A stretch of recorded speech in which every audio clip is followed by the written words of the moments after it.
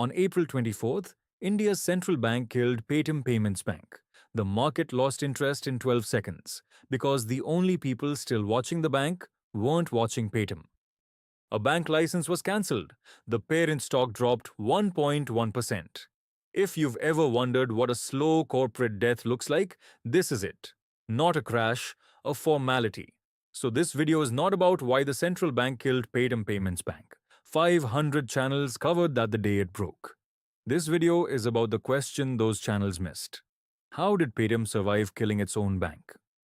Because in the same 18 months that the bank became uninvestable, Paytm, the parent, went from an 800 crore loss to its first ever quarterly profit, shed 4,600 employees, and quietly became majority Indian owned.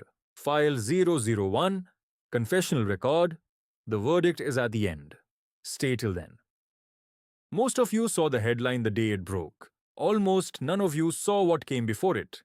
November 2017. Paytm Payments Bank launches with the central bank's blessing, India's largest fintech experiment.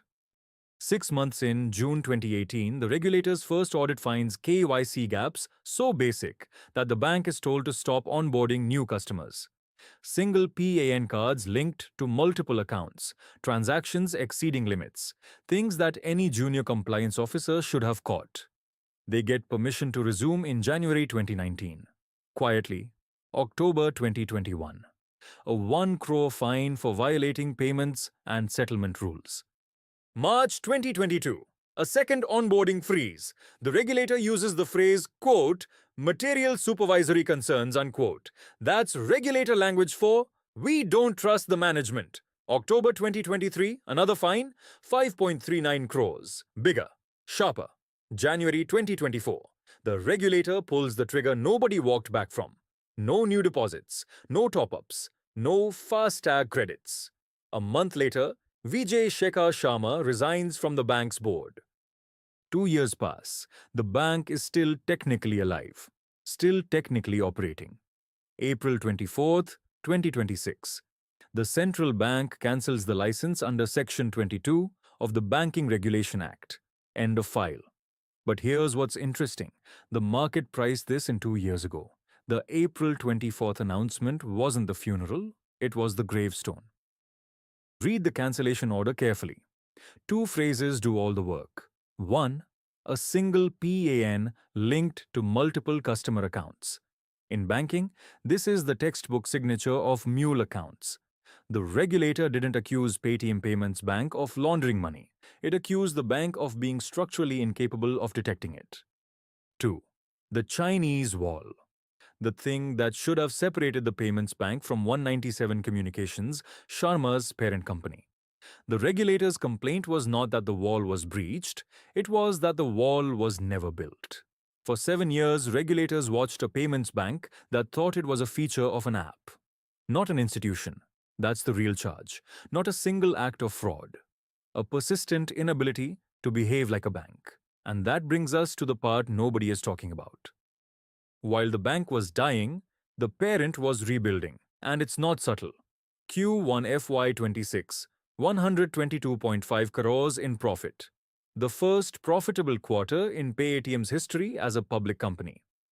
12 months earlier, an 800 crore loss. That's a swing of nearly 1,000 crores in net result. How did they do it? They did 3 things, and only those 3. 1. They fired 4,600 people in FY25. That's roughly 1 in 3 employees. Annual employee cost dropped 651 crores. 2. They cut marketing expense in half, from 221 crores to 99. The buy customers era ended. The extract customers era began. 3. They rebuilt their revenue stack out dependence on the bank in merchant subscriptions through soundboxes, QR codes, and point-of-sale devices. Subscriptions hit 1.3 crores, up 21 lakh in a single year. That's recurring, predictable, sticky revenue. The kind banks would normally want. And distribution of financial services, the lending engine, grew 100% year-on-year to 561 crores. Read that sentence again. The lending business doubled while the banking business was being euthanized. That's the story. The Paytm Payments Bank crisis did not destroy Paytm. The Paytm Payments Bank crisis forced Paytm to find out what Paytm actually was. And what it was a merchant services company that had been masquerading as a bank, because banking was where the regulatory cover lived. Now the part that should have been the headline. In mid-April 2026, the same week the regulator cancelled the bank, Paytm crossed a threshold that took 15 years to cross. It became majority Indian-owned. Domestic investors quietly raised their combined stake above 50% for the first time since the company existed. Why does that matter? Because the original critique of Paytm was never just regulatory, it was strategic.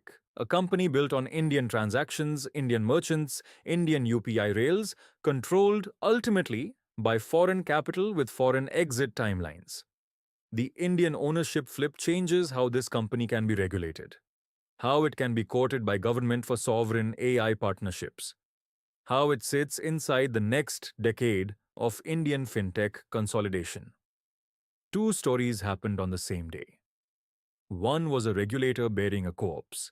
The other was a company quietly being reborn as something the original Paytm could never have been. Ours. 90% of media reported the first one. Almost nobody reported the second one. Now you know why I'm doing this video.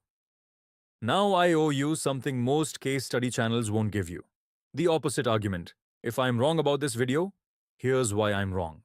The opposing thesis. The bank cancellation absolutely is the headline. Because trust is what fintech runs on. The regulator didn't just cancel a license, it formally said, on the record, that the management of this bank acted in a manner detrimental to depositor interest. That language stains the parent. It will haunt every future banking adjacent license Paytm ever applies for. The opposing thesis would also say Q1 profitability was bought with cuts, not built with growth. 4,600 firings is not a strategy, it is a runway. Both of those critiques are real. They are not fatal. The reason? Cuts don't double a lending book. Layoffs don't drive 21 lakh new merchant subscriptions in a year. Those numbers were built, not slashed into existence. But you should hold this video to a standard. If 6 months from now the merchant subscription number flatlines or the lending book stalls, my thesis is wrong. Hold me to that. I'll come back and reopen the file. If you take one thing from file 001, take this. India is now the only major economy where a unicorn payments bank can have its license cancelled and the parent stock barely moves. That's not because investors don't care. It's because Indian regulators have been telling fintech founders for 8 years what would happen if they ignored the rules, and the market finally believed them. The next fintech to lose its license will lose it for the same 3 reasons. Bet on it. Not money laundering, structural ability to prevent money laundering, not fraud, structural separation between operating company and licensed entity, not customer data leaks, defensible audit trails on KYC. If you're a founder watching this, here's the harder lesson. Sharma did not lose this bank because he made one stupid mistake. He lost it because he treated regulatory compliance as a cost center, instead of as the product itself. Banking is compliance. The features sit on top. File 001. Final entry. The verdict. The death of Paytm Payments Bank was not the death of Paytm. It was the death of the version of Paytm that depended on a bank license to make itself look like a bank. What survived is leaner. Profitable for the first time, Indian-owned for the first time, and for the first time actually a software company, instead of a regulatory experiment wearing a payments app. The regulator did not destroy this company. The regulator forced it to become one. So the headline on the day, "The central bank cancels Paytm Payments Bank license," was correct. It was just incomplete. Here is the headline you didn't see. Paytm becomes profitable. Becomes Indian, loses the thing that was killing it. File closed. If you disagree, drop it in the comments. The next file opens Friday. We'll see you there. If this changed how you read the news that broke this week, hit subscribe. New case files Tuesday and Friday. One question for the comments, and I'll feature the best 3 on Sunday's verdict episode. If the central bank hadn't pushed Paytm into this corner, would Paytm ever have become profitable on its own? Be specific, make me think. File closed.